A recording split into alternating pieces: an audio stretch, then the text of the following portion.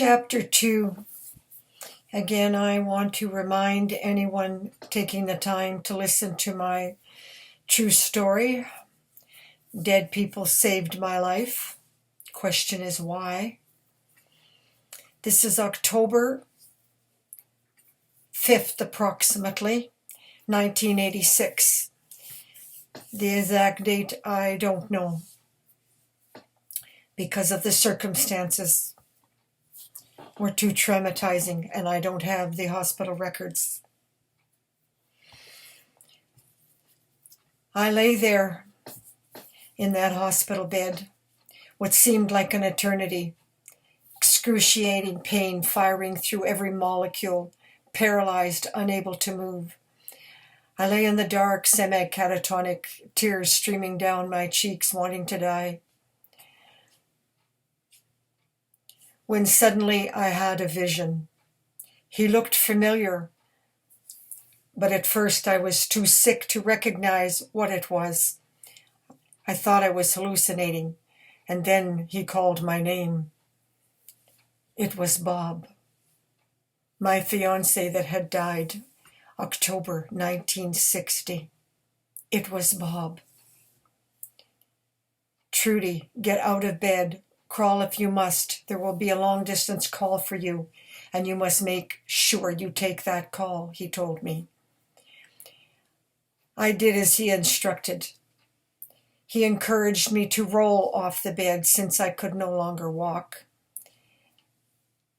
and slowly to the floor. Every move such agony I cannot describe. There are no words to describe that kind of pain. Like lightning firing through every molecule of my body. And I crawled into the hall and up to the desk with the nurses on my hands and knees, and those evil witches taunted and teased me, calling me names. At which point rage went through me like a volcano and my voice returned. Yes, rage triggers adrenaline, and you'd be amazed what you can do in rage. I screamed at them and cursed them, saying, "You give me my long-distance call right now, or you witches will see jail time. I'm here illegally. Get me to my damn feet, or what happened to those nurses at Toronto General will look like a picnic when my lawyers get through with you." It was a ruse. I knew the lawyers wouldn't help me, nor would the police, but they didn't know that. And yes, there were serious repercussions at the Toronto General Hospital when the nurses were responsible for some deaths through negligence. The look of shock and fear on their faces as one said, "How could she know there's a call for her?" as the telephone rang. It was another miracle. Yes, rage got me to my feet. And they handed me the phone. Elizabeth, one of my real estate loyal clients, had a vision herself. She knew my mother was somehow involved in doing me harm. Yes, I started to tell her what my mother had done and Dr. Lynch had done, and I was babbling. And finally she just said to me, "Trudi, shut up, this is not going to help." She said she called my mother, and my mother lied and said I was in perfectly good hands, and Elizabeth knew that wasn't true, and my mother wouldn't tell her where I was, so she just called every hospital in Sudbury and found me. She also told me that she called Barbara Frum of the CBC wanting her to do a story on me, but Barbara said she'd done one on a woman like me in Barrie who was housebound, and her ratings went down. But if I died, I'd be a story. Oh, how I cursed that woman. Silently to myself. Then I came to my sentence and played a role as if on stage. Oh, so Barbara Frum of the CBC is going to do a story on what they're doing to me here. And if I'm not immediately released, she's sending her crew with cameras, and those witches will all wind up in court along with Dr. Keene and Dr. Lynch. Oh, sounds great. Okay. I'm leaving right now, and I'll call you when I get home. And if you don't hear from me in 1 hour, call the police and start having them charged. Elizabeth, frankly, wasn't making any sense because she didn't catch on right away. But that's okay. Finally, she said, "Okay, I get it." I said, "I'll call you when I get home." And I hung up. Well, they released me darn quick. And that one caring nurse gathered my things, helped me get dressed, and wheeled me out to the lobby and dialed Tom Murphy's phone number for me. He answered immediately. He said he knew all along they were trying to kill me, cursing my mother. He picked me up and drove me straight to Wasaga Beach to get me as far away from Sudbury, Ontario as possible. And from there we called friends in Brantford who promised to help me. So Tom drove me there. They were very religious people who worked in the hospital in Kitchener, Ontario. And I completely adored them and loved them and trusted them. Once I got there and Tom left, to my horror, I discovered the truth. Instead of trying to get me medical help, he was trying to get me back to work so I would make money. That's all anybody ever cared about. Get the bitch to work. Make money. Well, I would if I could. But I tried to explain to them, "What are you doing? What are you doing? Are you crazy?" Tom had already left. I was dumbfounded. How stupid could they be? And they made an appointment for me for an interview the next day. Can you believe it? Yeah, as a secretary. Anyway, I can't even write, and I can't walk, and I can't read, and how in the hell am I supposed to work in this condition? But cold as ice, Alan Dove just said, "Oh, we'll talk about it in the morning. You'll be fine." He was in complete denial. He hadn't listened to anything I'd said to him or what Tom said to him. He just completely ignored it all. He asked the children to help me go up the stairs to bed. It was their bedrooms were in the attic. Two, one under each arm for support, helped me shuffle to stairs, and from there in agony, I crawled up those stairs on my hands and knees. And truthfully, the children were saying things to me like they understood. The older ones certainly didn't understand what was wrong with their father or their mother, trying to put me to work. They had seen me sick so many times before, and they knew this was serious. Anyway, they helped me onto the bed, and I lay in my clothes. And I looked up at the ceiling, and oh, to my horror, I realized, my God, the insulation is hanging loose. That's toxic. It will cause cancer to the children. And the roof was full of mold. I knew how insane Alan was. Completely insane. I knew I had to get out and phone Tom and get me out. But there was no way. So again, I just lay back waiting to die. And just then, another vision came towards me through the roof. And Trudi, "It's me, Bob." Well, I recognized him right away this time. "I love you. Get up. You must get up. You cannot die. You have work to do. You must save these children. They are being poisoned." I whispered, not wanting to wake the children. "Bob, is that you, Bob?" "Yes, it's me. Now get up." "You have to help me. I can't move," I cried. He replied, "I can't do that. You have to do it yourself. I will stay with you, but you can do it." Yes. The flashbacks came that afternoon. He'd picked me up on his motorcycle and driven to Moonlight Beach, our special place for picnics. He sat me down on a small hill overlooking the water and told me we would not be married because he was going to die soon, and explained I had to research my disease. That was October 1960, and here it was, 1986. And I hadn't done any of the things that he'd asked me to do that afternoon. And he warned me about my mother in Sudbury. And he told me to stay the hell out of Sudbury and get away from my mother. That she's sick. He said I'd be able to deal with my father's violence because that's obvious, but you'll never be able to handle your mother.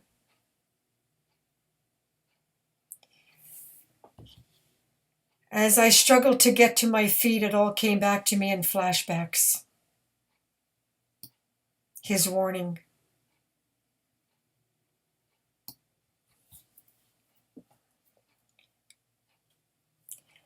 This is very painful for me to talk about it.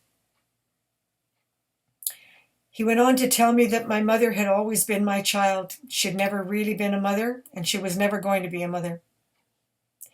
And he went on to tell me a horrifying story for the next many decades of my entire life, most of which in trauma I don't remember. I just sat frozen, listening to what my life was going to be like. It was brutal, and I was in a state of shock. The last thing he said was that my research into my disease would save millions of children 200 years from now, as they will all be born like me. And later that night we went to friends for the evening, and then he whispered to me, "Trudy, do you mind if I leave here for a while? I want to go for a drive and clear my head." I thought he meant he had a headache, and I said, "Okay, go, it's okay." And he gave me a light kiss and left. Our relationship had been celibate. He knew about the rapes and wanted to give me back my virginity so that we would stay celibate and have sex for the first time only on our wedding night. It was his special gift to me, and his way of proving to me that he loved me for me, not my body. I always felt safe with Bob. But after hours, when Bob did not return, one of his friends drove me home. I went to bed reading so I could fall asleep. I wasn't even the least bit worried. And the next morning I got a call telling me that Bob was dead. He'd been found by the police on the road, his body in a ditch, decapitated. 40 feet beyond, they found his bleeding head. In those days, barbed wire fences were common. I think they've since been banned. The shock was traumatic. I remembered nothing of the previous afternoon conversation. My brain blocked it all out. I know I attended his funeral in a daze, and I don't remember anything after that for months. I don't remember meeting anyone in his family or if they knew about me. I was just so traumatized by his death, I stopped caring about life for a very long time. I know I tried to drink myself to death, and a young man rescued me, but I frankly never fully recovered. Everything came flooding back like watching a movie or a dream, except I knew I was not dreaming, or was I? I could see and hear him. It was real. Yes, it was Bob. I begged him to help me. "You'll be okay. I love you," he said. "I'm going to lead you to a place where someone will come to help you. He is on his way."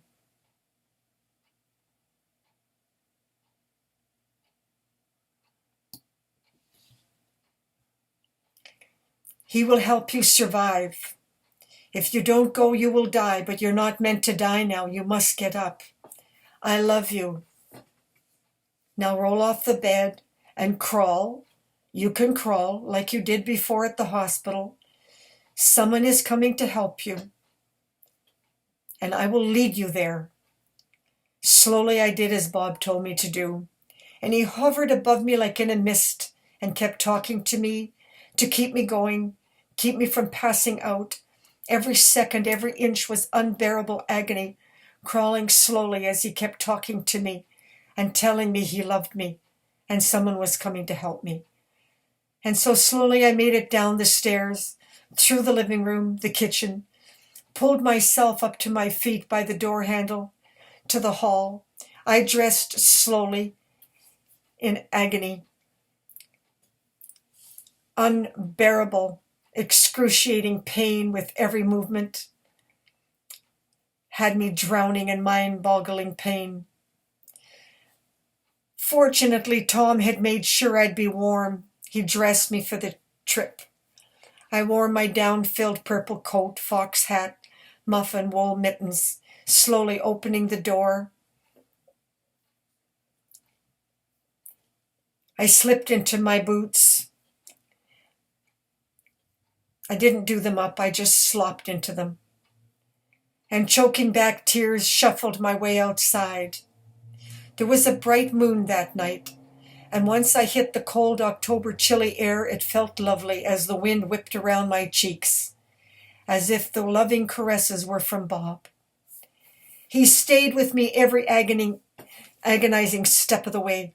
I slowly shuffled, choking, coughing, and then stopping so I could breathe, heart racing, throbbing lungs heaving in pain, stabbing like being hit with a sword, knifing me over and over again, like lightning, excruciating pain. Bob kept me calm. He had me stop several times to breathe. Breathe in slow, he'd say. Count, breathe in slow. And I would say left foot forward and move the left foot. Right foot forward and move the right foot. And he just kept hovering there above me, leading me the way until what seemed like forever. I don't know how long it was, and I don't know how far away it was. It could have been 3 blocks, it could have been miles, I don't know. And when I saw the sign of a donut shop, Bob said, "There, that is where you must go. It is not far now, keep moving." And I pushed one leg at a time. I shuffled forward, each agonizing step. When I got to the door, I couldn't open it. And again I asked Bob to help me. And again he repeated he didn't have that power. He told me to scream for help, which I did. And a man rushed to open the door for me. And just then, as the door opened, Bob's image slowly vanished into the night's dark sky, his last words to me promising me help would come. And then I was ordered to stay there until the help arrived. I ordered coffee and told everything that had happened to me, what Dr. Lynch did, what the Sudbury Hospital did. I told them my whole story, and people were fascinated, and they sat there, and each person, instead of leaving, they were cab drivers, they were tractor-trailer truck drivers. Instead of leaving, they stayed. They wanted to see who was this mysterious person that was coming to help me. The fact that I had been led there by a dead man, they wanted to see if it was really true. They were witnessing a miracle. So, of course, they weren't going to leave.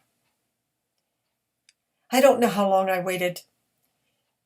Then suddenly, a very tall, young, handsome policeman in uniform walked in and said, "Is there anyone here that is sick and needs help?"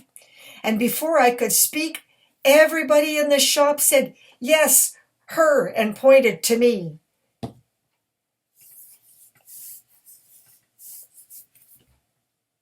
He sat down next to me, and he explained to me how I had to wean off the Benadryl safely. I didn't even ask him how he knew that I was now addicted to Benadryl. And then slowly we talked for a long time, and he shared with me his story about his dead brother who had died due to similar medical negligence like mine. And he said that he had not believed his brother, who begged him for help, trusting the doctors. And after he died, he regretted it. So he began to research outside of Canada, in the United States. And he discovered the term chemical hypersensitivities was rampant. And hundreds of thousands of people were suffering all over the United States. The difference is that some of them were getting legal recognition. None of them were getting any recognition in Canada. We were just left to die. And the doctors were killing us. And he said we were being systemically poisoned, each generation getting worse. I told him that as far as I knew, I wasn't born with it. And he said, maybe not, but they are being born with it now because their parents are so badly poisoned. And he explained to me that he had no cure for me, but that after his brother died, he began to research with American agencies, and they had all kinds of science that Health Canada was ignoring. I screeched in a fury. I went completely hysterical, screaming, murderers, Health Canada are murderers. I could have been diagnosed decades ago. I could have danced on Broadway. I could still have my houses in Toronto. They destroyed my life. They're murderers. I shook with rage. And everyone in the shop all came over me and said they would pray for me to live. After hearing my story, they all gave me a hug. And now the policeman's brother was killed by the same kind of treatment as me, and they all agreed, and they said, yes, Health Canada are murderers, and they are killing us by withholding the truth. And the policeman said once more, yes, they murdered my brother. And he described how he got to me. He said that after finding out the truth of what killed his brother, he began to pray that God send him one person to help. If he could not save his brother, if he could just save one other person, he would not feel so sick about not helping his brother. His guilt was ruining his life.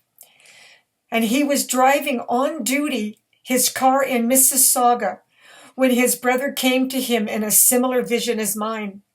His brother hovered above the hood of his car and directed him to drive and led him all the way to me here in Brantford, Ontario, in this little coffee shop. And yes, we have all those witnesses. It's true. Dead people saved my life. The policeman called Tom for me and left me without giving me his name, and I never heard from him again. Often wondered about that. So many people that I helped or stepped in to help me would be there for a moment and then gone. And I'd be left alone all over again. I don't understand that kind of help. I don't understand how he could just walk away and forget about it. But he did. I waited for Tom to come and pick me up. And then slowly the men all left, and they said they would continue to pray for me. Tom drove me back to my cabin. Despite that I was terminal, Tom was forced to leave me for work, giving me Dan's Wilson gas mask. It was rubber, so that I could breathe. It was not a good seal, and the activated filters were yellow and purple and not powerful enough, so we doubled the filters. That was the one thing the policeman said. I had to get into a gas mask, that I couldn't breathe the Earth's atmosphere. It was heavy and gave my face a huge red welt, but it was better than nothing. It would keep me alive so that I could research to find a way to reverse or control this disease.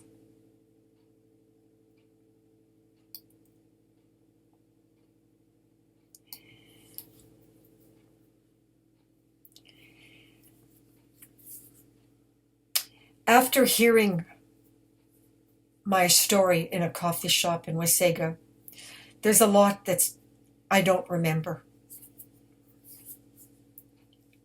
I did slowly wean off the Benadryl, one day at a time. I know that I shuffled along the beach because a man told me that Dr. Cowan was not just a doctor, but a forensic scientist, and that I should go see him. 5 coffees later, loaded with caffeine, I shuffled. I don't know how many miles away it was.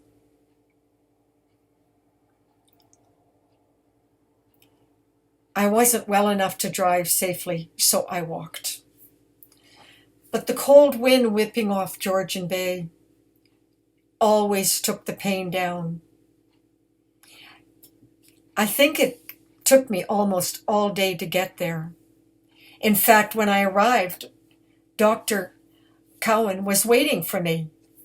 It seems that that man who overheard my story in the coffee shop in Wasaga drove there and told him about me and said I would be coming to see him. In fact, the office was supposed to be closed, but he waited, and we talked for a long time, and I told him everything. And yes, he understood the term chemical hypersensitivities, because he wasn't just a doctor, he was a forensic scientist, and it made sense to him. And he said to me, I promise you, I don't know what we can do, but I will help you with your research. And I promise you, I will do you no harm. I'll make sure you don't get any drugs. And I was no longer on welfare. I was on disability thanks to the Premier of Ontario, David Peterson. Now there's another example of somebody who stepped into my life for 15 seconds and disappeared. I don't know why. I've never done that to anybody. I've never stepped in and helped somebody and just walked away.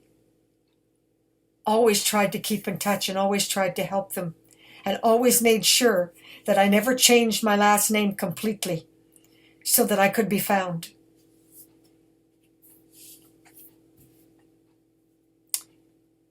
But nobody ever tried to find me.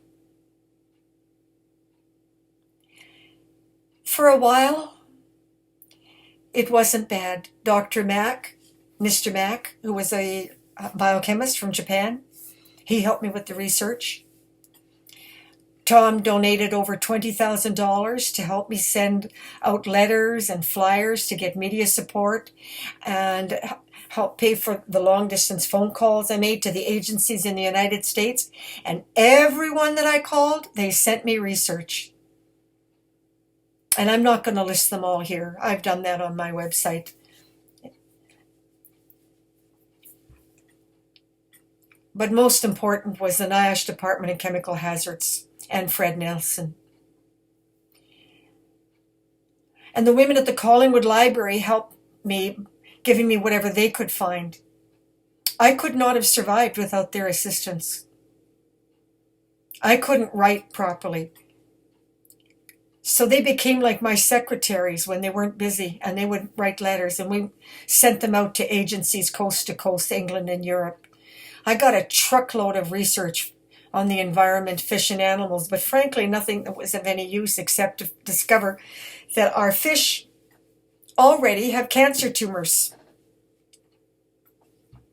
from the pesticides.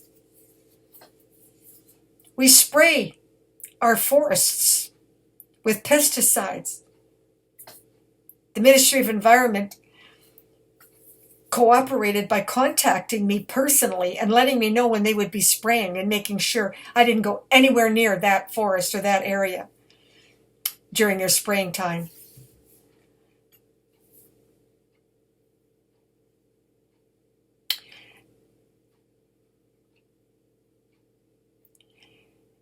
The compassion of the district of Wasaga Beach, Barrie, Georgian Bay, and Collingwood is astounding compared to the prejudice and cruelty against me in Sudbury, being as insanely violent as an animal with rabies.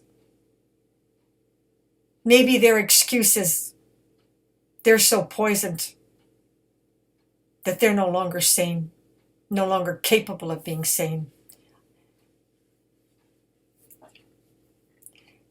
Because their violence isn't necessarily physical. It's like my mother's violence. Because it's violent what my mother did to me. And it's violent what those doctors did to me. And it's violent what the welfare did to me. Yes, it's all violence. There's many degrees of violence. And the mental cruelty is the most evil of all. Cursing at me and spitting at me. Calling me names. Never got that in Georgian Bay. Police wouldn't help me with all of the evil that was done to me in Sudbury.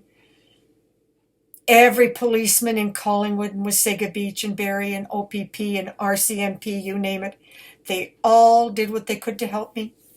They went above and beyond the call of duty. So many unbelievable stories of what they did. The police chief in Collingwood sent a young man to fight bats when my apartment in Collingwood got invaded with bats in the porch. It wasn't part of his job. That's the kind of people they were. Never saw that in Sudbury. Since 1987, I choose to reclaim the right to my body and decide what medical care I deserve. That was Dr. Cowan who urged me to do that and make sure that I never get another family doctor outside of him. And I made sure that I don't.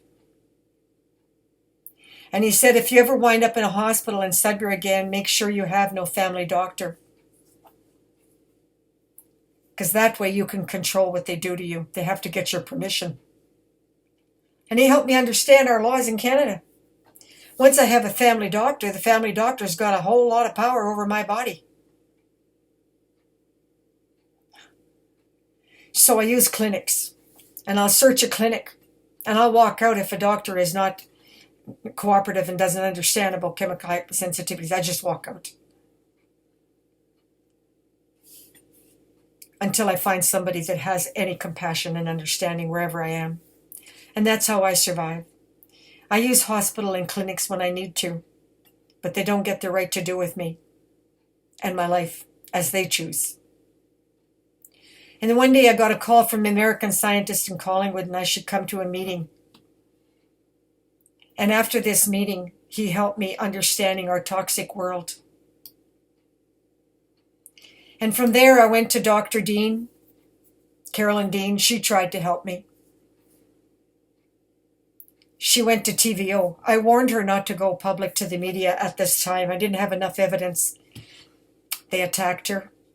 They started to send in accountants looking for any way to take her license from her. That's what the Ontario Medical Association did. So I begged her, get out of Canada, go to New York. I gave her what research I had, and I said, you'll be able to help Americans. But here, they will destroy your life as they did me. And she did. And just like that policeman, she never followed up if I was alive or dead. Interesting. I don't know. Strange attitude people have. I mean, at the very least, you'd think she'd call and say, hey, Trudi, you still alive? Nope. I got a call from Dr. Jaffe at the National Institute on Drug Abuse. He checked on me a couple of times. He sent me right on the phone. He spent a long time explaining to me about addiction to nicotine and cigarettes. I was in a gas mask and I was so addicted to cigarettes that I was hallucinating when I tried to go off. I didn't become allergic to cigarettes until maybe 12, 15 years later. But I got off them. And it was painful. But he helped me wean off. And for 3 years, the children, I have to talk about the children, Jason and Timmy and Cassandra. They believed me that I was researching to save their life and their children's lives. 6 years old, 8 years old, 9 years old, they understood what not one adult understood. Unbelievable. The brilliance and compassion of children. I hate Canada.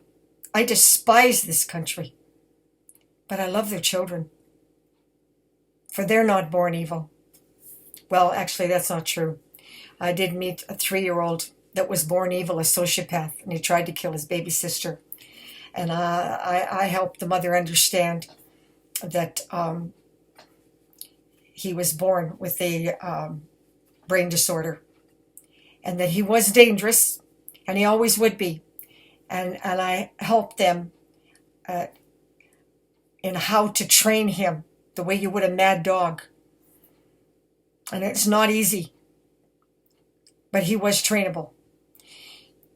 You couldn't use the normal way of punishment because he would quickly adapt to that. What you had to do with him was figure out what he loved most. And his only real attachment was to his father. He felt nothing for his mother. He did not bond with his mother or his grandmother. And he hated being with either one. And he couldn't bear to be separated from the father. So I said, okay, that's what you do. Every time he acts out, you separate him from the father.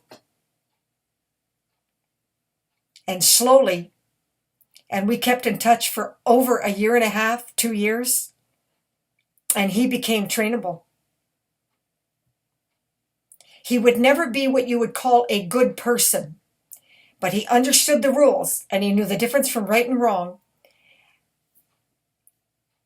And he was now so trained that he didn't dare do anything criminal or bad behavior. And he bonded with me. I don't know why, but we bonded. So sometimes, to give his parents a break, I would babysit him. And then slowly I got him to bond with his grandmother. I think the problem between him and his mother was that he was so bonded to his father that he was jealous of his mother, because his father obviously loved his mother, and he instinctively knew that. So that's kind of an interesting side thing that happened while I was researching brain damage and disease from toxic chemicals. But those children rallied round me in that shack. And yes, I was left to die in a shack in Wasaga Beach by my parents and family and so-called friends. But I had the children, and I had the police to the whole of Georgian Bay. Unbelievable. And I had members of AA, and I had a military man. So I had kind of a new family. And those children would come over to the shack and give me a hug before school, and come back to the shack and give me a hug and sit with me after school, and ask me to write a little book for them on what research I found and why pine trees were toxic and maple trees weren't. And I don't have a copy of that book, but I did do one for them. And any time I got discouraged and I was in terrible pain and I took an attack,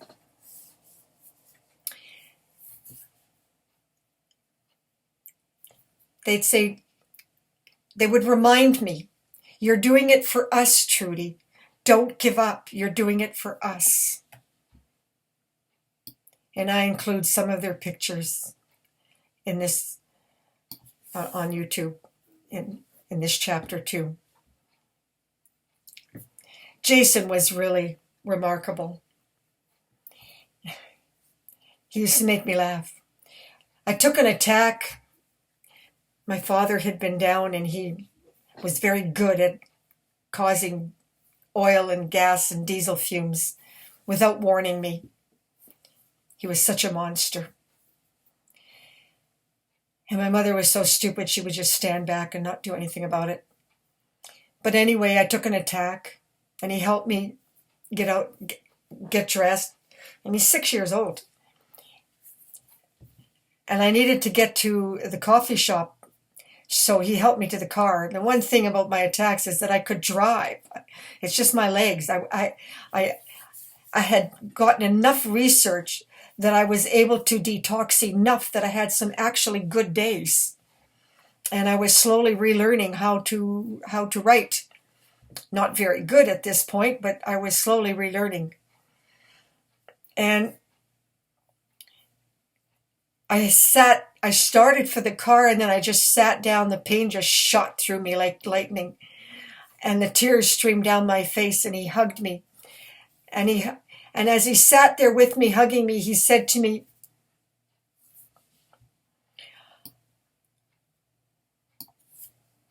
"Oh, Trudy, I love you so much. I'd give you one of my legs if I could, but they're too short for you." I burst into laughter. Have to love the children. So yes, they kept me going. This went on year after year.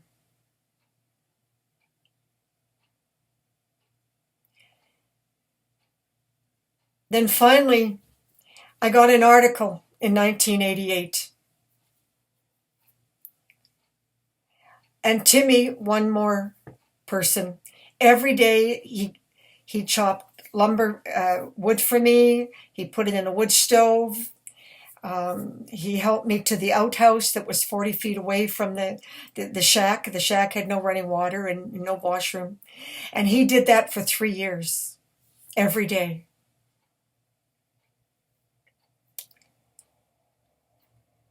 Very special time. And I will cut this off now. Chapter 3 will be 1988 and the media article.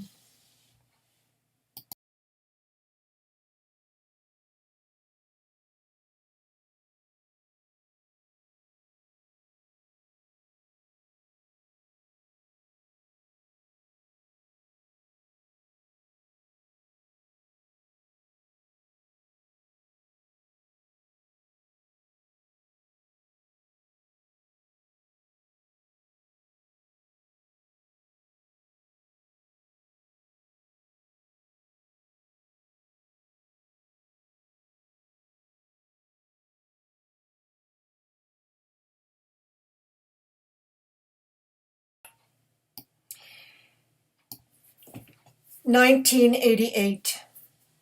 I got an incredible article in the Collingwood newspaper, very detailed, that covered all the research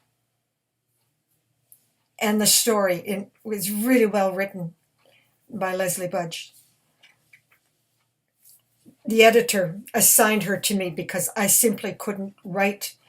So she spent time with me and she looked over all my research, and it was a great story. And I had so much hope. I'd been in AA and ACE, Adult Children of Alcoholics, and I really thought that I could connect all the victims together and we could help each other and share with each other. And united, we might conquer the medical abuse that we were all suffering from. And as it turned out, in that sense, it worked. I got phone calls from all over the place, and the victims were everywhere. There was a woman in Barrie that the CBC had covered at her, and they didn't give her any help at all. I talked to her mother. She was just on basic welfare. She was housebound. I was in a gas mask, but at least I could get outside, and I could drive, and I could type, and I could research, and I was a functional human being. All right, I was a cripple, and I was in pain, but, I was far from perfect, but I wasn't. I was no longer terminal. There was hope for me, and there was hope for people like me. And I had an early system. I called it the snowflake system. I got a woman off welfare. She became an engineer. Yeah, like the policeman. Thanks, Trudy, and boom, off she went. Never heard from her again. I saved the life of a woman's daughter. I think she was about 5 years old. I went into the place and I said, "Oh my God," and I could immediately identify what was affecting the daughter, And the same with the woman in where was that woman? Oh, she was in Chelmsford. Anyway, oil, gas, diesel, perfumes, air fresheners, bleaches, ammonia, kitchen soap. All this stuff had to go. Get it out. Throw it in out. If not throw it out, put it out in a shed somewhere where it won't poison, and get everything out of the house. And if there was mold, that had to be dealt with. And you had to do it professionally. There was a man who suffered from mold. He didn't know it was mold, but it was mold. And the mold was in the basement, and it was coming up through the air vents. Anyway, make a long story short, I got a phone call from Dr. Stephen Levine. He was a victim. National Centers for Disease Control. Mrs. Graham of the Washington Post took my research, and she said she would keep it for me in case I died. I could just go on and on and on. And although I couldn't cure anybody, I was able to make their life more tolerable. But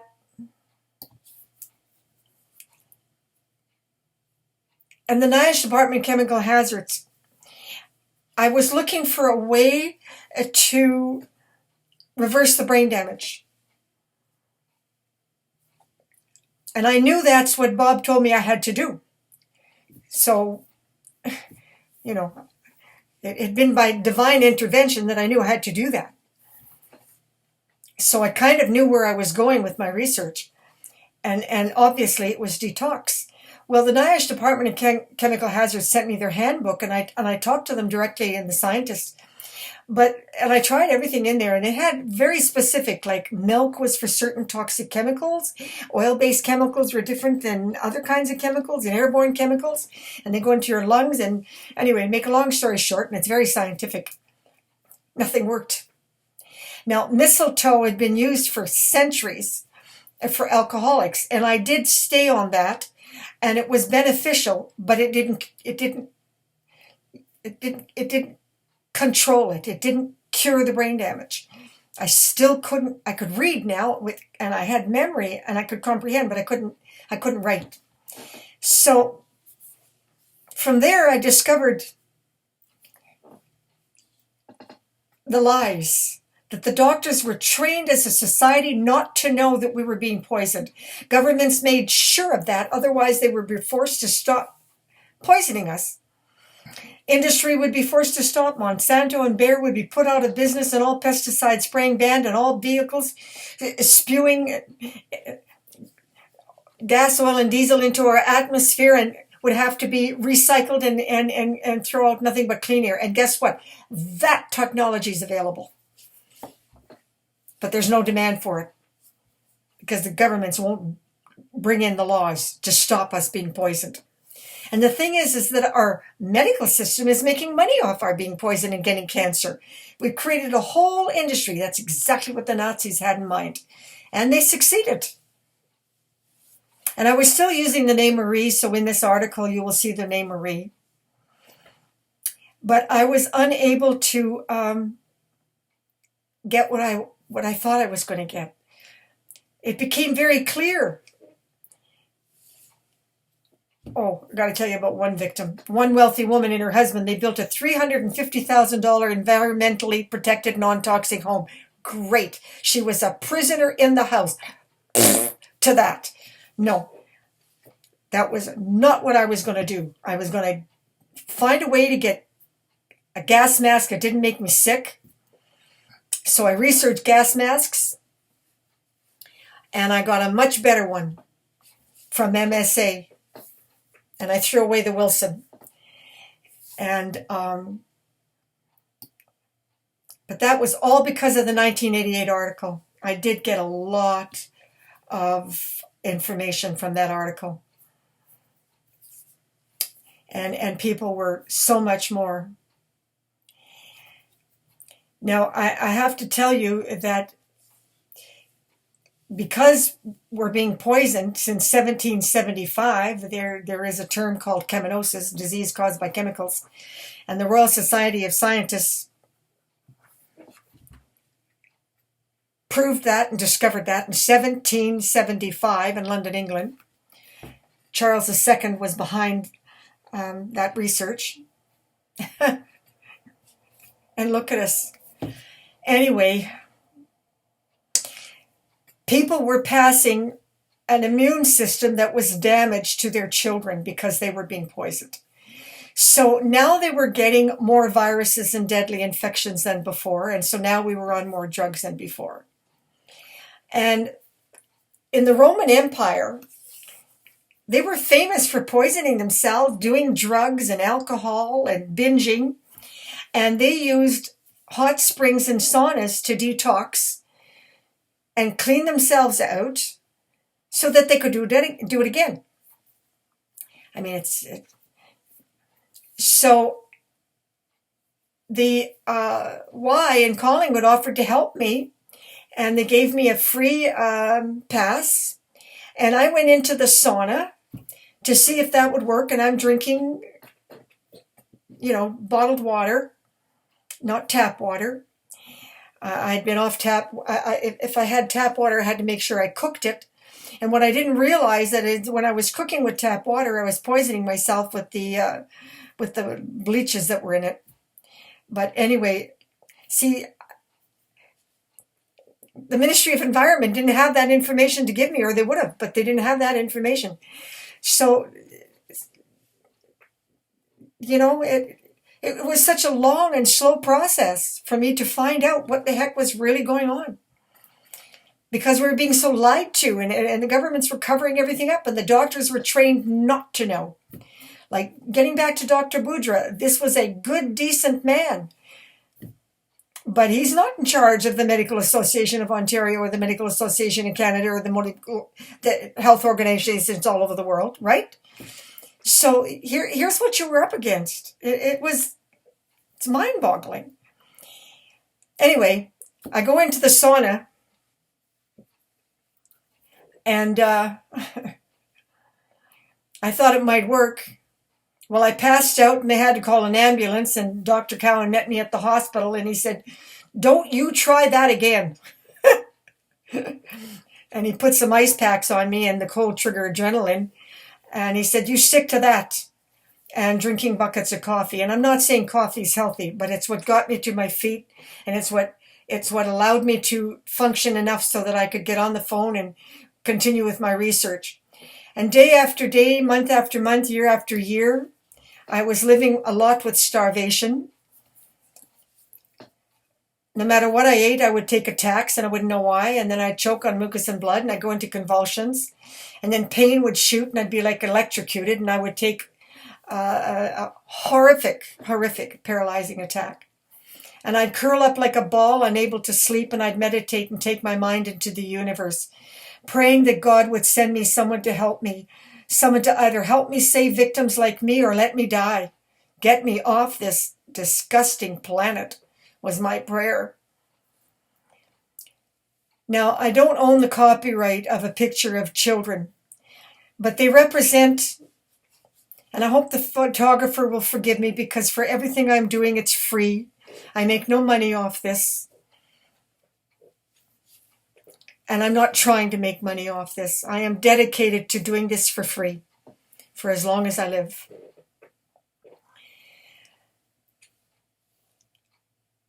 And I see those children, and they're going to be living in a gas mask. And I don't mind telling you this. The next person who says to me, or I hear some idiot celebrity on TV say, everything happens for a reason and it's just not meant to be, you go stick it where the sun don't shine.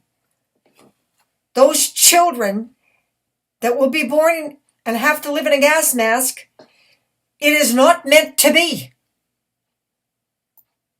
It's because you are doing nothing about it.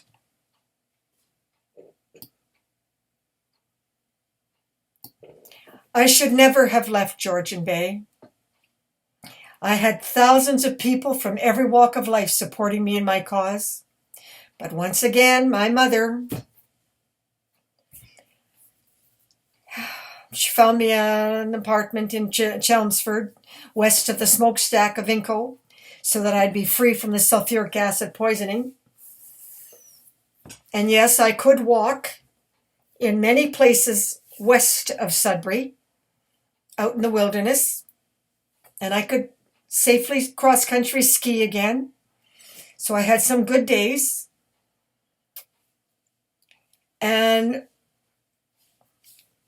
every time I took an attack, I would purge myself and detoxify. And I had a brief recovery. Dan and Tom took turns taking me dancing. And you know what? For a little while, it was like paradise. Tom took me to a resort in Aurelia for a convention. Dan took me to Elliott Lake for a convention.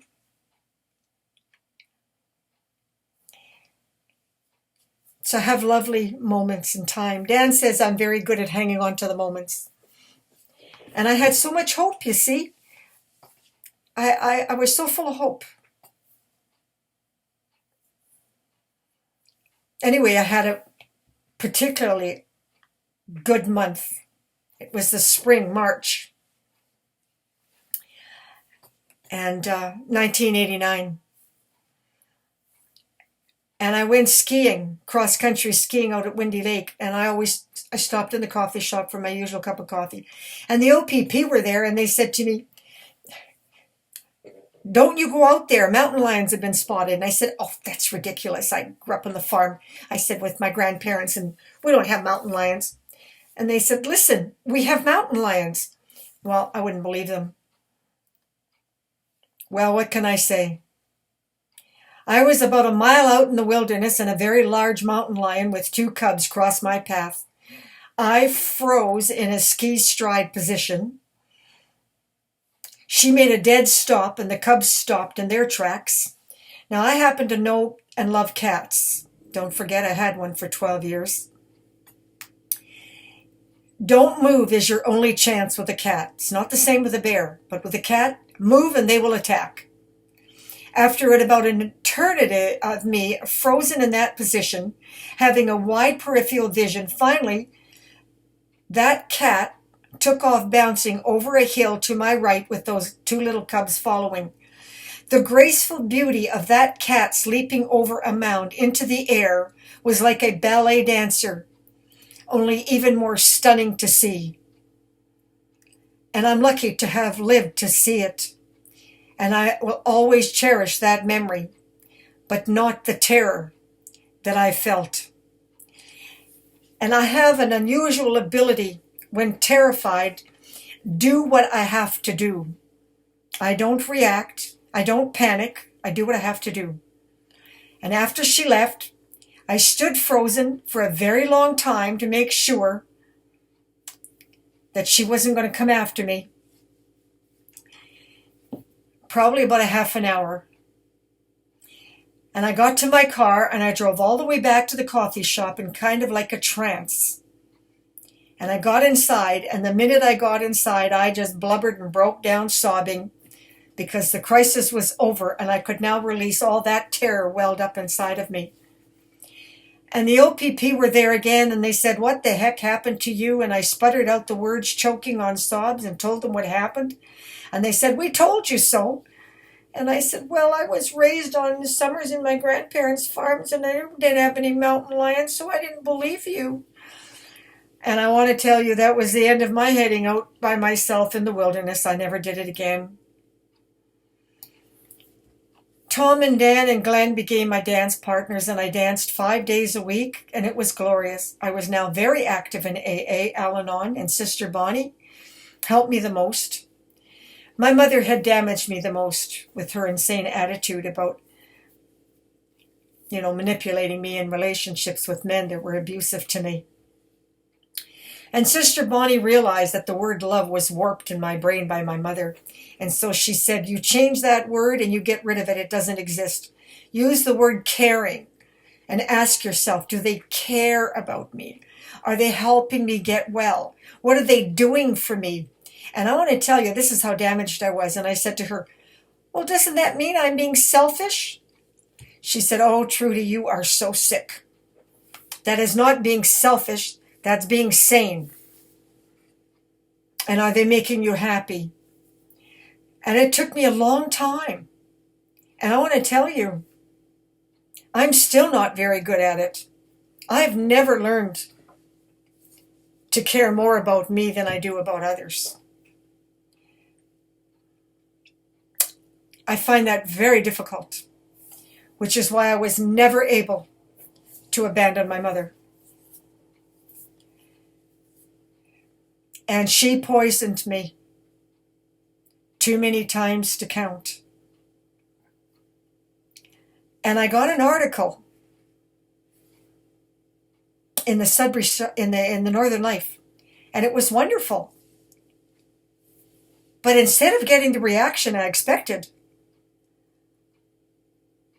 they attacked me. More the women than the men. And this one woman was putting smoke bombs outside my window and by my apartment door, deliberately to poison me. And I became terminal again. After all that work. And I was dying. And I'm not going to go into the many times that my mother poisoned me and the time at the arena. I begged her, don't take me to the arena. And she insisted. And I got diesel fumes from the Zamboni machine. And 2 men carried me out and gave my mother such heck. They were so mad at her. They'd read the article. They knew that I didn't belong there.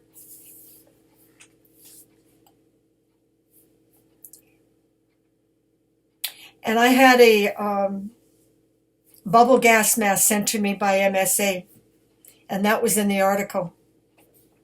And I had given talks in the jails and institutions. One story worth mentioning, he was about 9 years old. He was a drug pusher. Children's jail. Had bars, armed guards. It's a jail. He was so impressed by my story that I had once been a successful real estate investment consultant to millionaires. And he said, I make $1,000 a week. What kind of a career can I do to make that kind of money? And I laughed, saying, you better get yourself an education and in sales. A car salesman can make twice that without the risk of going to jail. And you can become a multimillionaire in real estate, for instance.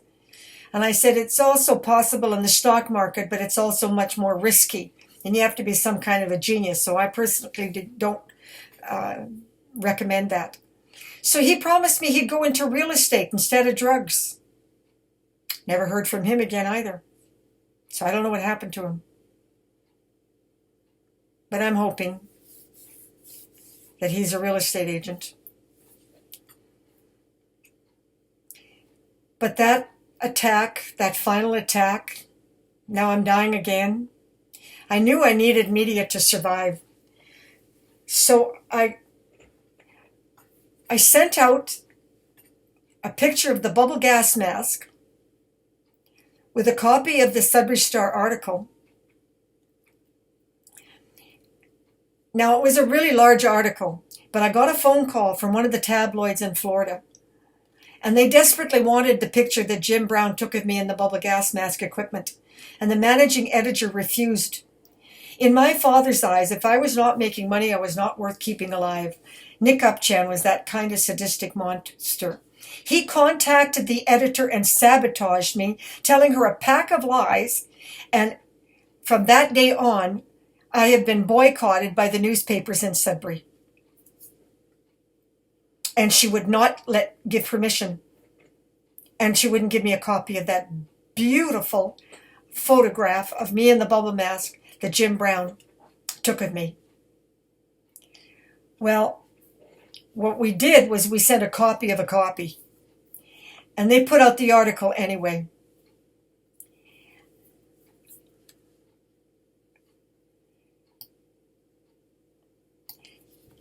I gave up on searching for victims. It was clear they were everywhere. But most of them were housebound. How could they connect together? They lived in such isolation. Some lived out in the wilderness. Some lived out in Mount Sasha. Well, with the internet, I thought we could become connected, but The truth was they're just too sick to be connected. Fred Nelson tried that in the United States, and there's another group, Chemical Injury Network, that tried that, and it's not working. No, we need to be detoxified safely somehow so that we're functional enough that we can live in a sick, toxic society without taking these attacks and without dying. And that was my goal. The tabloid was amazing. What I was able to do with these articles was I was able to get better gas mask equipment with the help of the American Steelworkers Union for the men in the mines, the firemen, and the military. But I was never able to get medical, legal, sane treatment. So my cousin, 9 years old, took one attack. Doctors gave him antibiotics and sent him home. The next morning he was found dead on the bedroom floor.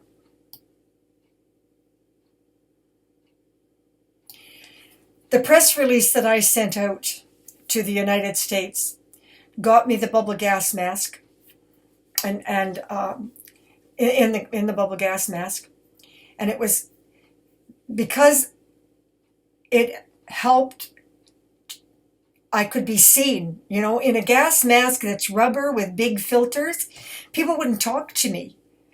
And I received a phone call that they could help me if I could get to New York. That there was a drug on the black market for $40,000 if I could get the money, and I knew somebody that could help me get that kind of money. So arrangements were made to get me to New York. Special arrangements through the travel agency that I was a bubble person. There'd been a couple of articles on children that were bubble people, immune deficient like me. So, and what's funny is you don't hear much about them anymore because nobody's talking about them, but they do exist. And he said to me that this amphetamine, Obitrol, would completely reverse the brain damage, which is what I was looking for, a way to make a person functional. Now, a call came from Vermont, a military man retired who wanted to take me into his home and take care of me for the rest of my life. And I said to him, as lovely as that sounds, and as tempting as it is, I had to finish my research. I needed to get to New York. So that's where I'm going to leave you with. I got on the plane and I flew to New York. They carried me on the plane and they carried me off. And that 5 days in New York, it's worth a movie in itself because it was something else. And I have witnesses that are still alive because they were half my age. And I'll leave it there. This is May 4th, approximately, 1989.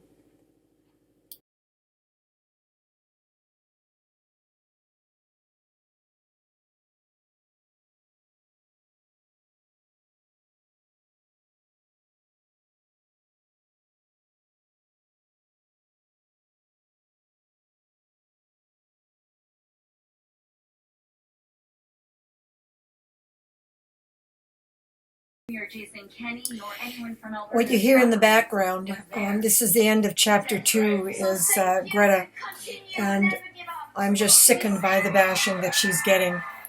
But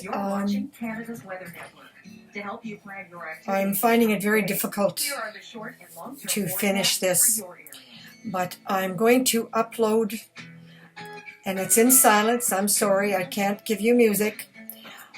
The rest of the photographs that contain all the research that I would later discover, much later. But I'm going to put it here because it was known at this time in 1989. It was known in 1933, only I didn't know about it. So I'm going to put it here because my final chapter, I'm going to skip an awful lot of the research because people just don't care. And it can easily be found, if not by me, by somebody else. So I just wanted to explain that there's going to be silence from here on in. And I will have the pictures of the research that I did.